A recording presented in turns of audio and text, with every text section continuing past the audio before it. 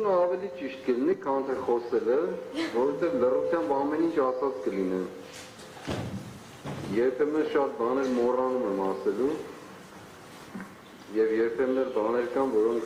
պետք է որ հնչեն, բայց չեն հնչում։ Տերն է իմ լույսը եւ իմ կյանքը, ես ումից եմ վախենալու։ Տերն է իմ կյանքի ապավենը, ես ումից եմ տողալու։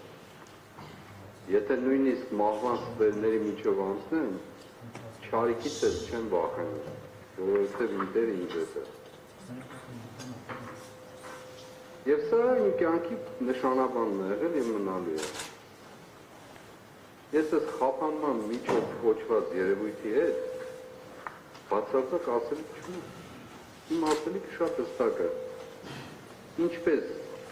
տարել եք այնտեղ, այնպես էլ ձեր կոտրած ձեռքերով դուրս կբերեք։ Այդքան բան։ Եվ վերջում, այսօր 10 տարի առաջ հայ եկեղեցին մեր ցեղասպանության նահատակներին զոհերին հռչակեց սուրբեր, սրբադասեց, ուղիղ 10 տարի առաջ։ Ես այդ գործընթացի հստիկ մասնակիցն եմ եղել։ Եվ հիմա մենք նույն ճանապարհով, նույն ցեղասպանության ճամփան վերակրկնելով այս օրերին ապրում ենք։ Նախ ուզում եմ ժողովուրդ ջան, ձեզ բոլորիդ ասել, որ գնացեք ջահերով երթին մասնակցեք, վստահ եմ, որ գնացեք։ Երկրորդը, ուզում եմ դիմել ամբողջ ընդդիմադիր դաշտին, առիթը օգտագործելով։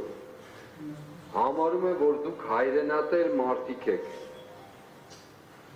Հատկապես այս օրերին մեր սուրբերի, ցեղասպանության նահատակ սուրբերի հայացքի ներքո իրար մի թիրախավորեք, իրար կյանք մի կերեք, ձեր կյանքը անձնական եւ ոչ էլ անցած ճանապարհը ավելի մեծ չի, քան մեր պետությունն ու մեր հայրենիքն ու մեր գոյությունը։ Ինչպես այսօր հռչակել եք, մեկ դատ, մեկ պայքար, ես էլ ավելացնում եմ մեկ հաղթանակ։ Այդ հաղթանակի հետևից գնացեք, իրար հետևից մի գնացեք։ Համախմբեք այդ սեփերի բարեխոսության եւ հովանու ներքո։ Վերջապես մի ժամանակ թող գա, որ դուք յուրաքանչյուրս, այո, ամենայն պատասխանատվությամբ ասում եմ, ձեզ ավելի քիչ գնահատեք, քան մեր պետությունն ու երկիրը, հայրենիքը եւ այս ժողովուրդը։ Քիչ գնահատեք ձեզ։ Ձեր կյանքը ոչ մի բանի արժեք չունի։ Խոտի պես, ծաղիկի պես եկող գնացող